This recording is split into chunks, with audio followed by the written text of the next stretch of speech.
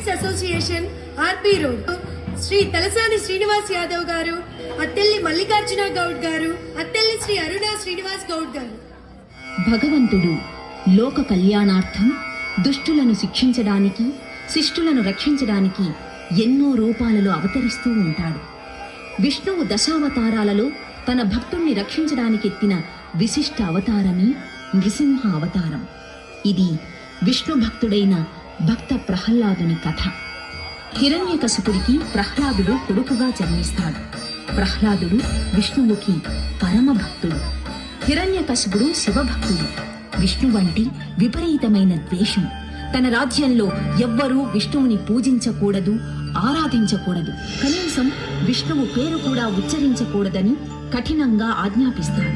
కానీ తన కొడుకైన ప్రహ్లాదుడు మాత్రం సదా విష్ణువునే ధ్యానిస్తూ, పూజిస్తూ, హరినామ స్మరణ చేస్తూ హిరణ్యకశిపుడికి కోపం తెప్పిస్తూ ఉంటాడు. ఎన్ని విధాలుగా ప్రహ్లాదుణ్ణి బెదిరించినా, ఎన్ని శిక్షలు వేసినా ప్రహ్లాదుడు మాత్రం హరినామ స్మరణ, పూజ మానడు. విష్ణువు సగం నరుని రూపంలో, సగం సింహం రూపంలో అవతరించడంలో ఒక విశేషం ఉంది. హిరణ్యకశిపుడు తనకు పశుపక్ష్యాదుల వలన గాని, మానవులు దేవతల వలన గాని, ఏ ఆయుధాల వలన గాని, రాత్రి గాని, పగలు గాని, మధ్యాహ్నం గాని, ఇంట గాని, బయట గాని చావు రాకూడదని బ్రహ్మని, శివుణ్ణి మెప్పించి వరం పొందేలా తపస్సు చేసి బ్రహ్మాది దేవతలందరి చేత అలా వరం పొందుతాడు. ఆ వరగర్వంతో అతడు అందరినీ అణగద్రొక్కుతూ ఉంటాడు. అందుకే విష్ణువు హిరణ్యకశిపుణ్ణి సంహరించడానికి నరసింహ రూపంలో అవతరించాడు. నారాయణ నారాయణ. హిరణ్యకశప, నీవు విష్ణుద్వేషివి, కాని నీ రాజ్యమంతటా విష్ణునామస్మరణం, సేవనం, పూజనం ఉండరాదని ఆజ్ఞాపించారు కదా. నీ ఆజ్ఞను ధిక్కరించిన వారిని కఠినముగా శిక్షించావు కదా. మరి నీ కుమారుడే విష్ణునామస్మరణ చేస్తున్నాడు కదా, ఎందుకు ఊరకుంటివి? మీరు అబద్ధాలు చెబుతున్నారు నారదముని. నా కుమారుడు ఎన్నటికీ అలా చెయ్యడు. ఓ అలాగా, సరే మరి స్వయంగా నీవే చూడు. నీ సుపుత్రుడు చేస్తున్న నారాయణ నామస్మరణం. ఓం నమో నారాయణాయ, ఓం నమో నారాయణాయ, ఓం నమో నారాయణాయ, ఓం నమో భగవతే వాసుదేవాయ, ఓం నమో భగవతే వాసుదేవాయ.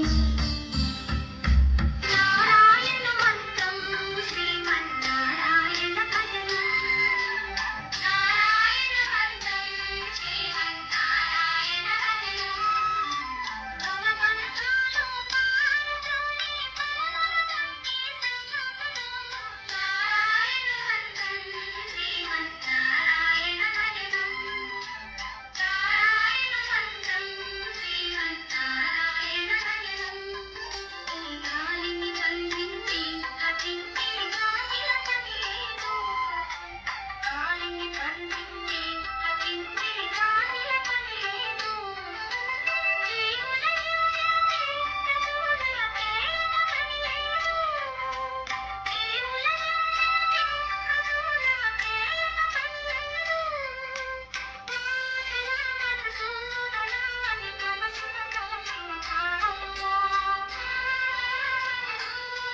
ప్రహ్లాద, నిన్ను చంపి తీరుతాను. హరినామస్మరణ మానమంటే నన్నే ధిక్కరిస్తావా? తండ్రి, నన్ను చంపినా సరే నేను హరినామస్మరణ మానను. నీవు కూడా ఆ హరిని పూజించు, నిన్ను అనుగ్రహిస్తాడు. స్వామి, ప్రహ్లాదుడు మన సుపుత్రుడు. అతన్ని క్షమించి వదిలివేయండి.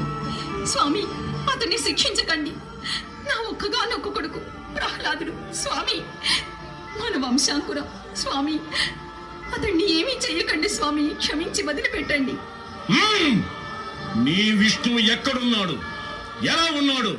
చెప్పు, వెంటనే అతన్ని సంహరిస్తాను. హరి ఇందుగలడందు లేడని సందేహము వలదు. ఎందెందు వెతికి చూసినా హరి సర్వోపగతుండు. తండ్రి, హరి ఎక్కడైనా ఉంటాడు. హ్మ్. అయితే ఈ స్తంభంలో ఉన్నాడా నీ హరి?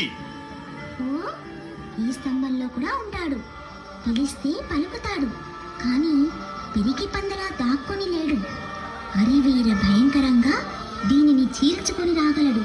కావాలంటే పగలగొట్టి చూడండి ఈ స్తంభాన్ని. శ్రీహరి తన భక్తులను రక్షించడానికి సదా సిద్ధంగా ఉంటాడు, సర్వత్రా ఉంటాడు. అయితే ఈ స్తంభాన్ని పగలగొట్టి నీ హరిని సంహరిస్తాను, చూడు.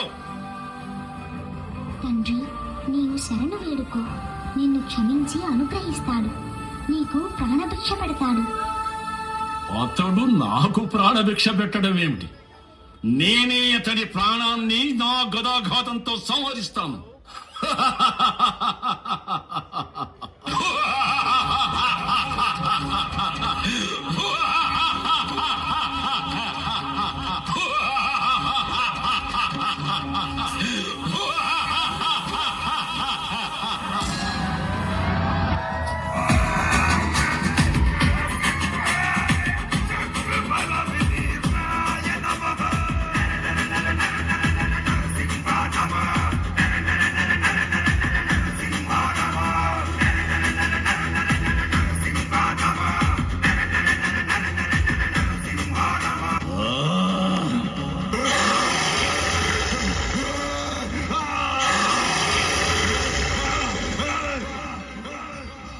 శాంతించు స్వామి, శాంతించు.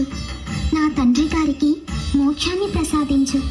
ఓం నమో నారాయణాయ, ఓం నమో నారసింహాయ, ఓం నమో నారాయణాయ, ఓం నమో నారసింహాయ,